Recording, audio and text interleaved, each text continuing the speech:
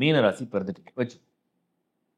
Suppose நீங்கள் மீன லக்னம், மேஷ லக்னம், சிம்ம லக்னம், கும்ப லக்னம், தனுர் லக்னம் ஆர் கன்னியா லக்னம் இந்த லக்னத்தை சேர்ந்திருந்தால், மீன ராசியை சேர்ந்திருந்தால், மீனத்துக்கு மீனம், மேஷம், கும்பம், மீனம், மேஷம், கும்பம் அப்படி எல்லாம் பக்கத்து பார்த்து இருக்கும்.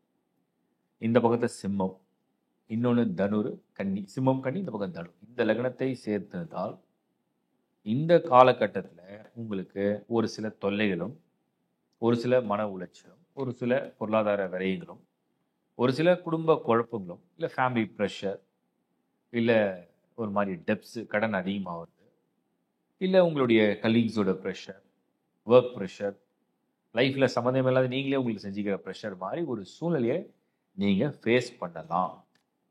ஒருவேளை நீங்கள் ரிஷப லக்னமாக இருக்கீங்க, மிதுன லக்னமாக இருக்கீங்க, கடக லக்னமாக இருக்கீங்க, இல்லை துலாம் லக்னமாக இருக்கீங்க, விருச்சிக லக்னமாக இருக்கீங்க, மகர லக்னமாக இருந்தீங்கன்னா, மீனராசியை சேர்ந்திருந்தாலும் அவ்வளோ பெரிய தொல்லைகளை ஃபேஸ் பண்ண மாட்டீங்க. ஸோ நான் ஃபஸ்ட்டு சொன்னேன், 100 பேர் மீனராசியாக இருந்தீங்கன்னா அதில் வந்து சனி தசை யாருக்குமே இருக்கிற வாய்ப்பு இல்லை. அந்த 20 வயசுக்குள்ளே உள்ளவங்க நம்ம எடுத்தோம்னா கூட 20 அப்படின்னு போடுவோம். 80 பேருக்கு சனியோட தசை இருக்காது. அதில் 6 லக்னங்களுக்கு வந்து கொஞ்சம் ஃபேவராக இருக்கிறதுனால பெரிய பாதிப்பு கிடையாது. இப்போ 80ல் மறுபடியும் நம்ம என்ன பண்ணலான்னா ஒரு 40 பேர் எடுத்துப்போம். ஸோ 40 பேருக்கு பெரிய பாதிப்பு இருக்காது. மீதம் உள்ள 40ல் யாருக்கு வந்து பர்டிகுலராக ஒரு ஒரு தசா புக்தி நடக்குதோ, அவங்க எந்த லக்னத்தை சேர்ந்திருந்தாலும் அந்த லக்னத்துடைய அதிபதி சரியாக இல்லாமல் வீக்காக இருந்தாரோ அவங்களுக்கு தான் இது கொஞ்சம் தொல்லை பண்ணும்.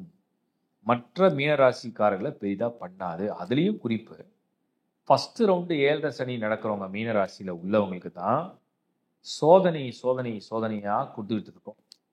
பட் ஆனால் அது புரிதலோடு அவங்க ஒன்ஸ் அதை புரிஞ்சிக்க பழகிட்டாங்கன்னா அதுவே அவங்களுக்கு ரிசல்ட்டை கொடுக்கும், லேட்டாக கொடுக்கும்.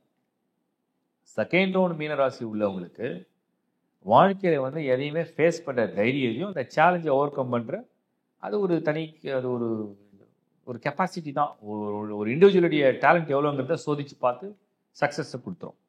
தேர்ட் ரவுண்டு உள்ளவங்க மட்டும்தான். தேர்ட் ரவுண்ட்னா 60+, யாரெல்லாம் 60 வயசுக்கு மேலே இருக்கீங்களோ அவங்க மீனராசியில் இருந்தீங்கன்னா அவங்களுக்கு பர்டிகுலர் நான் சொன்ன அந்த லக்னங்களில் அன்ஃபேவரபிள் லக்னாஸ் இருந்ததுன்னா, அதில் தசாபுக்தி ஏதாவது உங்களுக்கு ராகுவோ இல்லை மற்ற அசுபஸ்தான கிரகங்கள் தசை நடத்துச்சுன்னா அவங்களுக்கு மட்டும்தான் சில பாதிப்புகளை ஏற்படுத்தும். ஸோ அதை நீங்கள் புரிஞ்சு அண்டர்ஸ்டாண்ட் பண்ணி அதன்படி ஒரு திட்டத்தை தீட்டுங்க. இதுதான் என்னுடைய கன்செப்ட். சில பேர் கேட்பாங்க, இப்போது சிறு குழந்தைகளுக்கு இது பாதிக்காதா?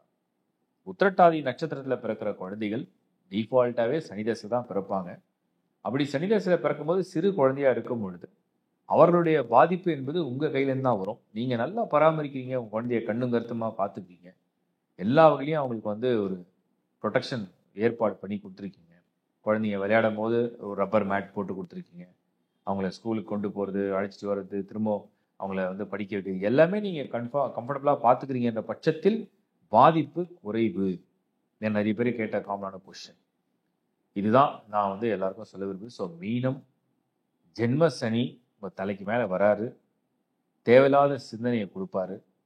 தேவையில்லாத சிந்தனை எப்பெல்லாம் வருதோ அப்போல்லாம் தேவையான சிந்தனை நோக்கி நீங்கள் போங்க, பிரார்த்தனை பண்ணுங்கள், மன அமைதியாக மெடிடேட் பண்ணுங்கள், உங்கள் லக்னம் என்னன்னு வெரிஃபை பண்ணுங்கள், அதில் உள்ள லக்னாதிபதியோட ஸ்ட்ரென்த் என்ன, தசை என்ன, இதை வந்து கம்பைன் பண்ணி அந்த புரிதலோடு நீங்கள் வந்து இதை டீல் பண்ணுங்கள். என்னுடைய மனமார்ந்த வாழ்த்துக்கள்.